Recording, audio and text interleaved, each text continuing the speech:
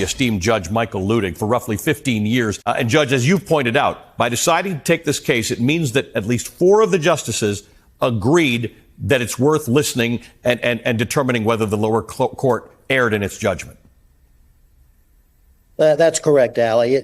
It is of enormous constitutional and political consequence that the court decided to take this case, to take it when it did, to set argument when it did, and decide it when it is likely to be decided.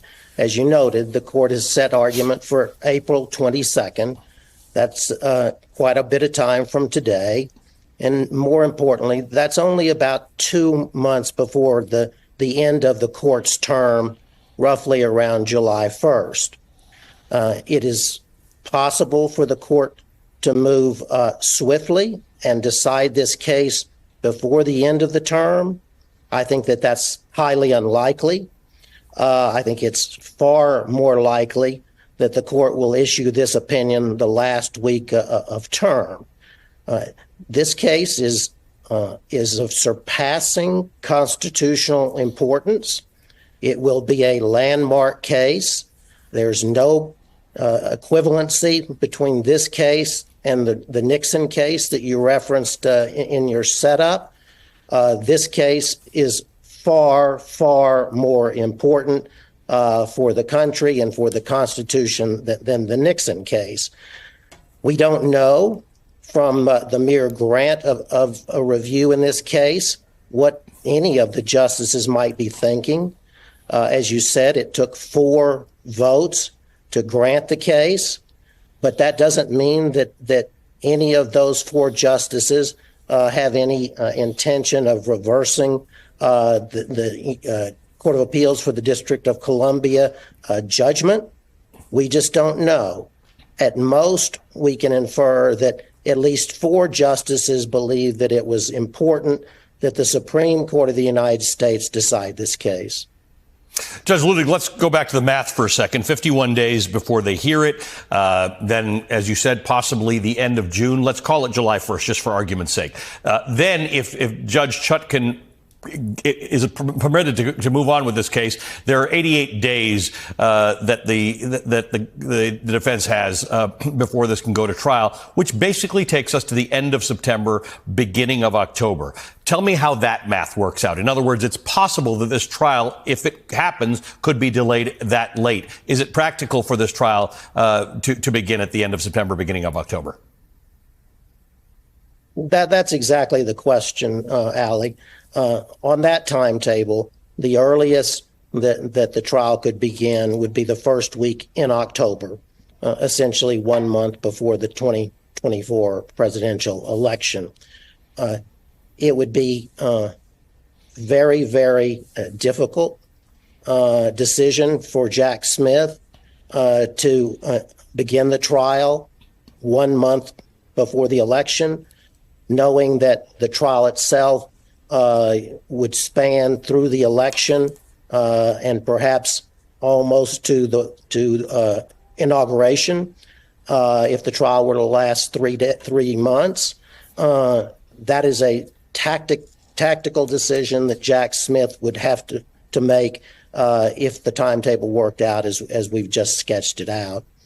Judge, in its order announcing that it would take up Donald Trump's appeal, the court wrote, quote, "The petition is granted limited to the following question: whether and if so, to what extent does a former president enjoy presidential immunity from criminal prosecution for conduct alleged to involve official acts during his tenure in office," end quote. Some analysts have expressed concerns about the framing of the question. Does any of that give you pause? No, it does not, Ali. First off, your viewers should understand that the court always frames the question presented, the question that it's going to decide. And that's what it has done here, no more, no less than it does in every case. The parties proposed the question to be addressed by the court. And in this instance, both Jack Smith for the government and and the former president framed the questions differently from each other.